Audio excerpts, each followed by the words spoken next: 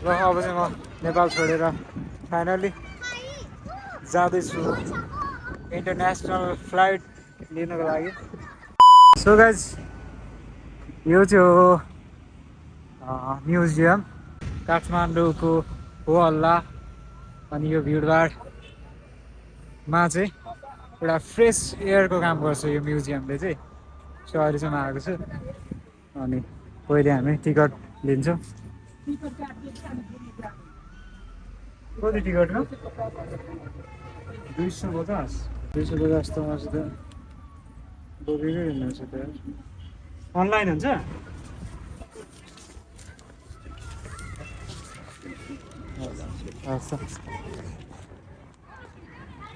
जीवनमा पहिलोपटक international flight, यत्रो ठुलो फ्लाइट देख्दैछु म चाहिँ। योभन्दा अघि म डोमेस्टिक फ्लाइटमा चाहिँ चढेको छु अनि नजिकबाट देख्ने मौका पनि पाएको छु डोमेस्टिक फ्लाइट चाहिँ। र यो चाहिँ इन्टरनेसनल हो, यति ठुलो छ विषय यो। सो तपाईँहरूले पनि हेर्नुहोस् है त म सँगसँगै। ओह माई गुडनेस।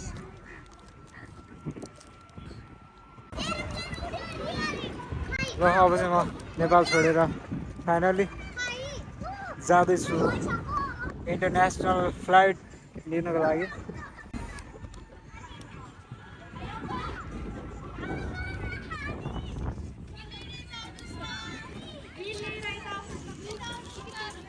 ए सरी,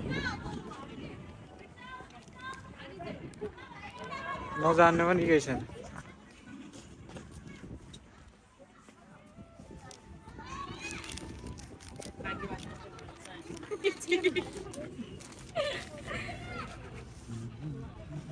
हजुरलाई चाहिँ माथि घुम्न जानको लागि 10 मिनेट वेट गर्न पर्छ।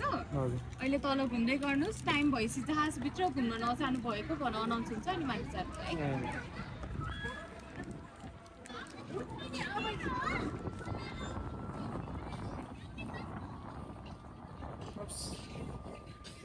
ल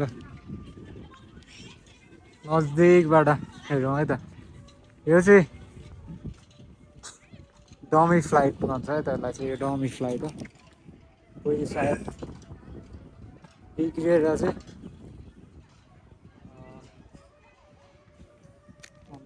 टायरहरू त यत्रो ठुलो पो हुँदो रहेछ टायर ल्या।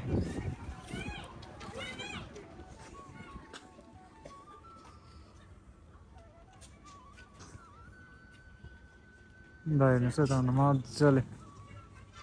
ओहो हो, यहाँ छ हेलिकप्टर अगाडि है त।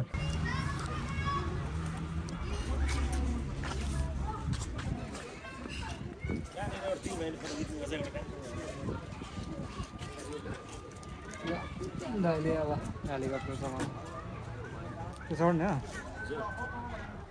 चढ्ने हो तपाईँहरू?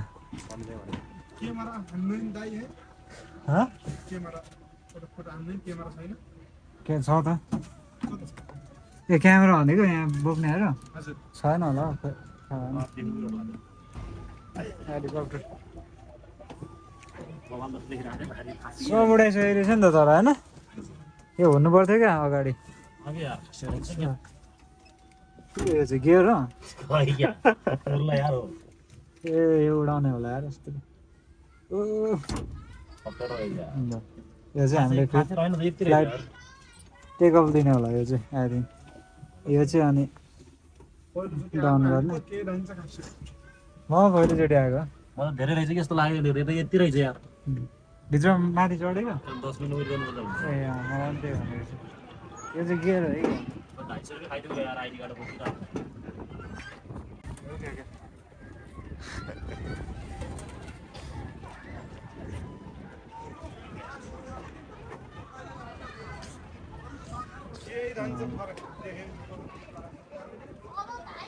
मजा लिँदैछ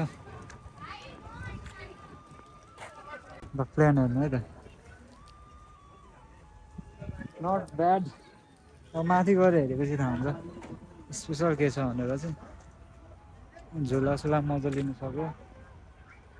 एकछिन वेट गरिरहेको छु म चाहिँ, दिल्लीको छ मलाई 10 मिनट वेट गर्नु भनिरहेको छ। वेटिङमा छौँ हामी चाहिँ। हेरौँ त के छ कच्चीको मेस्मराइजिङ छ भित्र पुगेपछि। राम्रो थियो भने रेकमेन्ड गर्छु। मलाई वर्थ इट लागेन भनेदेखि चाहिँ म रेकमेन्ड गर्दिनँ है त। तपाईँहरूको पैसा बचाउँछु म राम्रो थिएन भने चाहिँ। त्यही त अनाउन्स पनि गर्दैन त। भित्र घुम्न नजानुभएका महानुभावहरू अगाडिको प्रवेशद्वारतर्फ आइदिनु हुन अनुरोध गर्दछौँ। लिएर जानु पऱ्यो नि है।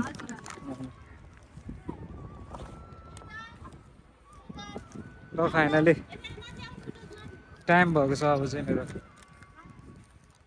फ्लाइटको।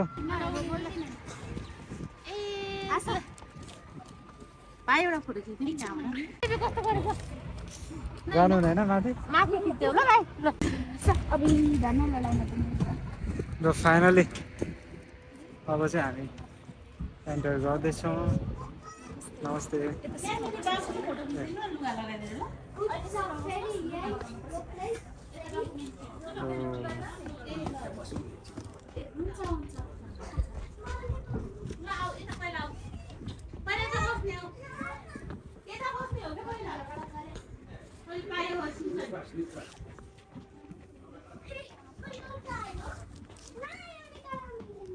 हामी यहाँ बस्ने अहिले अनि यहाँ फोटो खिच्ने है सिटमा बस्नु भनेको प्रेजेन्टेसन हुनु लागिरहेको छ यहाँ चाहिँ। अब ल हजुर सिटमा बस्नु। हेरौँ।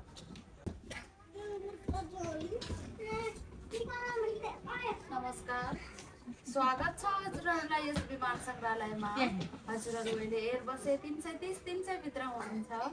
यसको अधिकतम यात्रु क्षमता 440 रहेको छ। यहाँ 7वटा हालहरूको अवलोकन गर्न सक्नुहुनेछ।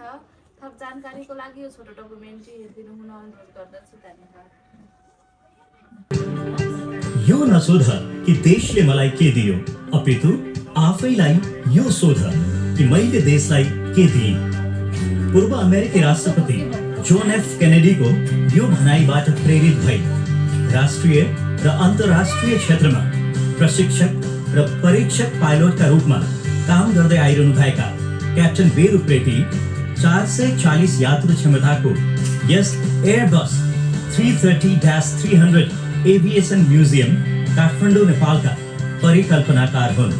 जागिरका क्रममा Nepal, Bharat, Indonesia, Singapore, Malaysia, Thailand, ओमन, साइप्रस, इटली, फ्रान्स र संयुक्त राज्य अमेरिकामा विभिन्न विमानहरू उडाउँदै आउनुभएका क्याप्टन वीर उप्रेतीले संसारका 80 भन्दा बढी देशहरूका मुख्य पर्यटकीय स्थलहरूको अवलोकन गरिसकेका छन्।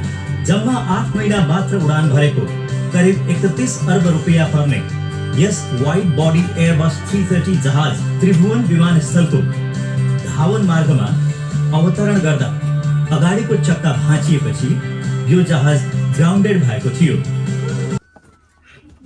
यो चाहिँ हो ककपिट है त। खुद यसको ह्यान्डलहरू के हो र? सब खाइसक्यो।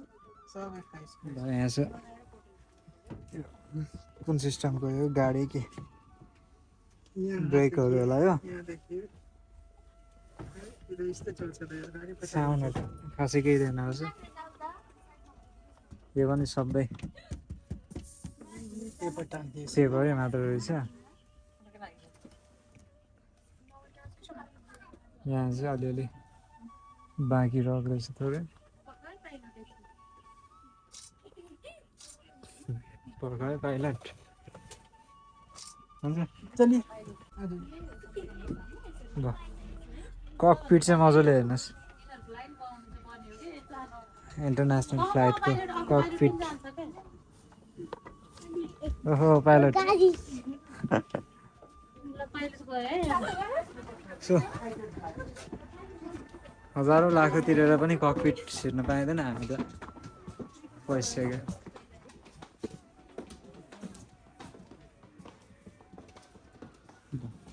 यो चाहिँ मोडलहरू ट्रेनको मोडलहरू फाइटर जेटहरू यिनीहरू चाहिँ अनएक्सपेक्टेड रहेछ क्या यो चाहिँ हुन चाहिँ म त सोचेकै थिइनँ त्यो सिट होला भनेर सोचिरहेको थिएँ यो चाहिँ सायद कुनै भगवान्को होला म त्यो चिन्दिनँ थाहा छैन मलाई भगवान्को के हो भनेर एयरफोर्स हल झ्यालबाट हेरौँ है त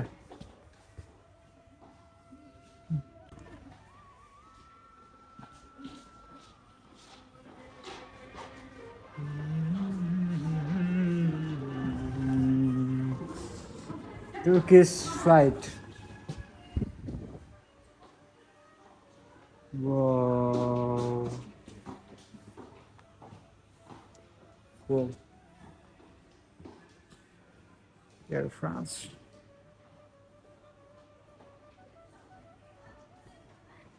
Not bad, yeah.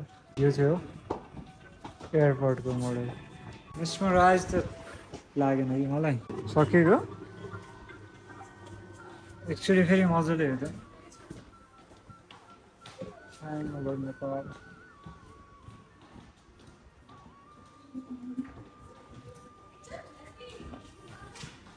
सो म 50-50मा छु अब तपाईँहरूलाई यहाँ मेरो भिडियोमा देखेरै चित्त बुझ्यो भनेदेखि चाहिँ नआउँदा पनि हुन्छ त्यत्रो धेरै फरक केही पर्दैन यदि तपाईँहरू खुल्ला आँखाले आफै आएर अनुभव गर्न सक्नुहुन्छ भने चाहिँ आउनु सक्नुहुन्छ यहाँनिर मलाई त्यस्तो नराम्रो पनि होइन राम्रो त्यति धेरै राम्रो पनि होइन त्यति धेरै मन्त्रमुग्ध पनि लागेन मलाई सो त्यस्तो खराब पनि लागेन जस्ट नर्मल ठिकै हो 250 खेर चाहिँ जाँदैन भने सो तपाईँहरू आउनु सक्नुहुन्छ है त यतिको मनिरहेको छैन कोल्टे फिर्दैछु आऊ यादहरू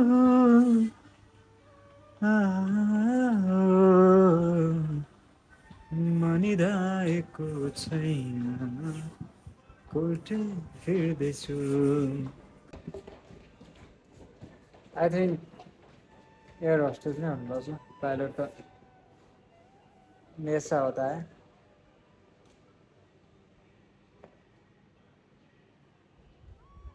तर मेरो एक्सपेक्टेसन भन्दा अलिक ठुलै रहेछ यो चाहिँ म अलिक यत्तिको धेरै चाहिँ सोचेको थिइनँ बेहोस ठिक छ सो म निस्किन्छु अब चाहिँ यहाँबाट फाइनली म निस्किँदैछु अब चाहिँ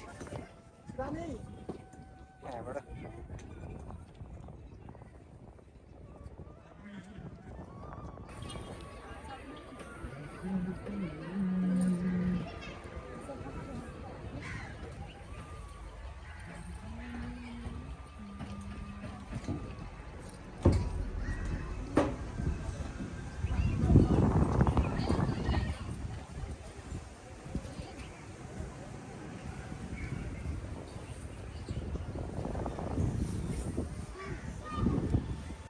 के पो भयो म त बुझ्नै सकिनँ त मजा आएको हो मलाई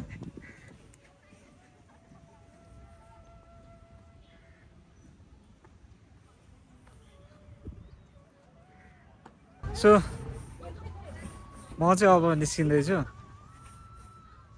तर मलाई त्यो फिल नै आएन क्या त्यस्तो त्यो आई थिङ्क मैले चाहिँ सोचेको थिएँ यत्तिको चाहिँ होला ककपिट मेरो एक्सपेक्टेसन चाहिँ केही थिएन जे होस् ककपिट चाहिँ राम्रो होस् अनि हेडसेटहरू लाएर जे होस् त्यो आवाजहरू सुन्न पाऊँ त्यहाँनिर त्यो त्यसको बारेमा केही ककपिटको त्यो पाइलटको बारेमा केही इन्फर्मेसन होस् भन्ने सोचेको थिएँ मैले सो त्यो रहेन रहेछ त्यो भएर चाहिँ म अलिकति निराश भएको नभए ओभरअल राम्रै छ नराम्रो चाहिँ तर मेरो चाहिँ एक्सपेक्टेसन चाहिँ त्यो थियो त्यही भएर त्यो चाहिँ फुलफिल हुन सकेन त्यही भएर चाहिँ म अलिकति उदास छु मेरो एक्सपेक्टेसन जहिले पनि हाई नै हुन्छ मेरो चुतिया काट्छ क्या जहाँ पनि विदेशीहरूको म्युजियम धेरै हेर्ने बानी भइसकेर होला नेपालमा यतिको गर्नु भनेको इम्प्रेसिभ नै हो तर पुरै दुनियाँको कन्टेन्टहरू हामीले हेरिसक्यौँ भने यस्तो नर्मल कुराहरूले हामीलाई त्यति धेरै एक्साइटमेन्ट दिँदैन, खुसी दिँदैन अन्त। सो यो भिडियोलाई चाहिँ म यहाँ अन्त्य गरिदिन्छु। आई होप तपाईँलाई मन पऱ्यो होला, मन पऱ्यो भने लाइक गर्नुहोस्, च्यानल नहुन्छ भने सब्सक्राइब गर्नु होला। Thank you so much for watching.